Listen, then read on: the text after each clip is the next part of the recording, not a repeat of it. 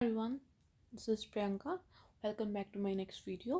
So आज को जो रहने वाली है जो वीडियो वो कैंसर का ही आगे कंटिन्यूएशन में होगी। कैंसर का मैंने फर्स्ट पार्ट जो था वो मैंने आपको प्रीवियस वीडियो में बताया था। जितने भी मैंने डिटेल्स में आपको कैंसर के बारे में बताया था और नेक्स्ट का जो बचा हुआ पार्ट था वो आज मैं कंटिन्यू करूँगी। तो आज का जो हम पढ़ने जा रहे हैं वो आप पढ़ेंगे cancer critical genes. Okay, cancer critical genes it means कि कौन सी जीन्स जो कि कैंसर कॉज करती हैं और कौन सी जीन हैं जो कैंसर होने नहीं देती हैं। ओके, और क्रोमोसोमल मेंटेनेंस जीन के बारे में। ठीक है, तो फर्स्ट है इसमें प्रोटो ऑन्कोजीन्स आएगा। ओके, सेकंड वन आएगा ट्यूमर सप्रेसर जीन और third one will be the chromosomal maintenance gene.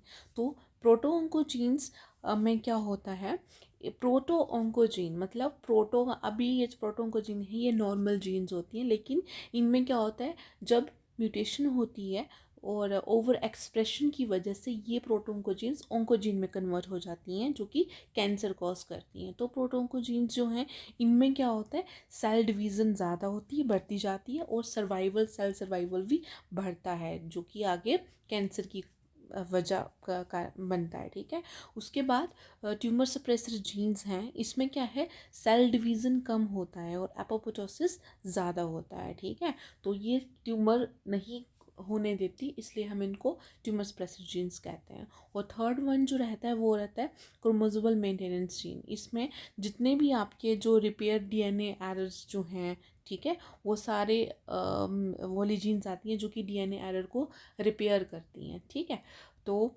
ये हैं 3 टाइप की कैंसर क्रिटिकल जीन्स। अब नेक्स्ट हम डिटेल में पढ़ेंगे ऑन्कोजीन्स क्या होती हैं। तो ऑन्कोजीन्स क्या हैं, they are the normal cellular genes whose product promote cell survival और proliferation known as the proto oncogene. ठीक है, तो प्रोटो ऑन्कोजीन का प्रोडक्ट जब आगे ओवर एक्सप्रेशन करता है तो वो आके जाके क्या बनाता है, ऑन्कोजीन्स बनाता है। ठीक है, तो प्रोटो ऑन्कोजीन जो है वो उसमें क्या होता है, गेन ऑफ फंक्शन। इसका मतलब क्या है कि गेन ऑफ फंक्शन मतलब इसमें जैसे कि जी, गेन ऑफ फंक्शन में यहाँ देखिए आप, ये नॉर्मल सेल है, जब इसमें क्या होगा सिंगल म्यूटेशन इवेंट होगा तो ये प्रोटो ऑन्कोजीन जो है ये आपका ऑन्कोजीन में कन्वर्ट हो जाएगा और इसमें जो म्यूटेशन होगी एक सिंगल क्रोमोसोम्स में होगी। ठीक है, तो गेन ऑफ फंक्शन में हमेशा जो म्यूटेशन सिंगल क्रोमोसोम में होगी और इफेक्ट जो शो होने लग जाएगा। ठीक है, इसलिए हम इसको डोमिनेंट म्यूटेशन भी कहते हैं। ओके, तो इसको हम गेन ऑफ फंक्शन कहेंगे। अब जो अंडर एक्टिविटी म्यूटेशन जो है, जो लॉस ऑफ फंक्शन जिसको हम कहेंगे, इसमें क्या होगा, नॉर्मल जीन जो है वो इसमें म्यूटेशन इवेंट होगा, ये ट्यूमर सप्रेसर जीन का इसमें क्या हो जाएगा, इनएक्टिवेशन हो जाएगा। तो पहले एक क्रोमोसोम में होगा इनएक्टिवेशन, तो अगर एक में हुआ तो कोई भी इफ़ेक्ट एज सच नहीं दिखा, जो आपका नॉर्मली है कोई इफ़ेक्ट नहीं है। लेकिन जब दोनों क्रोमोसोम में इनएक्टिवेशन हो गया तब ये आगे ट्रांसफॉर्म हो जाएगा सेल। ठीक है, तो मतलब इसका मतलब क्या है लॉस ऑफ फंक्शन का, कि जो चेंज है वो दोनों क्रोमोसोम में होना ज़रूरी है तभी आगे इफेक्ट शो होगा, इसलिए हम इसको लॉस ऑफ फंक्शन कहते हैं। आई होप ये दोनों आपने अच्छे से समझे हैं। तो प्रोटो ऑन्कोजीन्स जो है वो गेन ऑफ फंक्शन से ऑन्कोजीन में कन्वर्ट हो जाएगा और रीज़न इसके क्या रहने वाले हैं, क्या रहते हैं, फर्स्ट रीज़न क्या होता है, पॉइंट म्यूटेशन। ठीक है, पॉइंट म्यूटेशन मतलब कोई भी न्यूक्लियोटाइड में या किसी भी बेस में जो म्यूटेशन हो जाएगा जिसकी वजह से एक प्रोटो ऑन्कोजीन ऑन्कोजीन में कन्वर्ट हो जाता है। ठीक है, ओवर एक्सप्रेशन की वजह से ऑन्कोजीन बन जाता है। सेकंड क्या है, क्रोमोसोमल ट्रांसलोकेशन। तो क्रोमोसोम का कुछ पार्ट जो है वो ट्रांसलोकेट होता है दूसरे वाले क्रोमोसोम्स में, जैसे कि आप उसमें पढ़ते हैं आपका फिलाडेल्फिया जो क्रोमोसोम है, ठीक है, उसमें पढ़ते हैं। तो ये भी एक क्रोमोसोमल ट्रांसलोकेशन जो एग्जांपल है किसकी, ऑन्कोजीन में कन्वर्ट होने की। और थर्ड वन जो है वो एम्प्लीफिकेशन है, मतलब एक दिन की जब मल्टीपल कॉपीज़ बन जाती हैं, आगे 8 से 10 कॉपीज़ बन जाती हैं एक ही जीन की, तो उसको हम एम्प्लीफिकेशन कहते हैं। तो ये रीजंस रहते हैं किसके, प्रोटो ऑन्कोजीन की ऑन्कोजीन में कन्वर्ट होने के। ओके, अब ऑन्कोजीन्स जो है they are the genetically dominant. ठीक है, ये बता दिया। जेनेटिकली डोमिनेंट का क्या मतलब हुआ कि एक क्रोमोसोम में चेंज आएगा, दो में से एक क्रोमोसोम में चेंज आ गया तो मतलब पूरा का पूरा इफेक्ट वो आके आपको शो होने लग जाएगा। ठीक है, अब जो क्रोमोसोमल ट्रांसलोकेशन के बारे में पढ़ेंगे, मतलब जो आपका जो ऑन्कोजीन बनता है किसकी वजह से, क्रोमोसोमल ट्रांसलोकेशन की वजह से। तो टू टाइप ऑफ आउटकम होती हैं इस ट्रांसलोकेशन की, कौन कौन सी, can fuse two genes together, can fuse change expression of genes. ठीक है, तो जैसे आप फिलाडेल्फिया क्रोमोसोम में देखेंगे 22 क्रोमोसोम्स, तो इसमें क्या होता है फिलाडेल्फिया क्रोमोसोम में,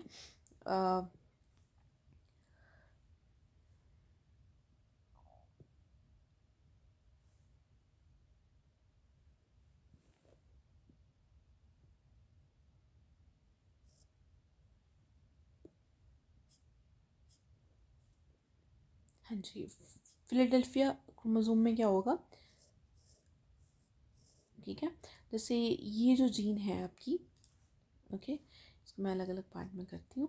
तो ये जो पोर्शन है ये आपका ट्रांसलोकेट हो जाएगा दूसरे वाले में। ठीक है, तो ये 22nd क्रोमोसोम है, ये 9 क्रोमोसोम्स हैं, 13 क्रोमोसोम है सॉरी। तो यहाँ से जो जीन है वो आपका यहाँ पे ट्रांसलोकेट हो जाएगा। ठीक है, तो इसको हम कहेंगे, ये जो आगे आपका न्यू क्रोमोसोम बनता है, ठीक है, तो थोड़ा सा पार्ट इसका कौन सा वाला हो गया, ये वाला आ गया। तो ये जो क्रोमोसोम है, ये जो आगे बनेगा, इसको हम कहेंगे कौन सा क्रोमोसोम, फिलाडेल्फिया। ठीक है, तो एग्जाम्पल किसकी, ये CML की एग्जाम्पल है। ठीक है, क्रोनिक माइलोटाइप ल्यूकेमिया। ठीक है, इसकी आगे ये एग्जाम्पल आ गई। तो फिलाडेल्फिया क्रोमोसोम ये आपका बनेगा। तो ये भी वजह क्या होगी किसकी, ट्रांसलोकेशन की। ठीक है, तो एक ये वाला हो गया।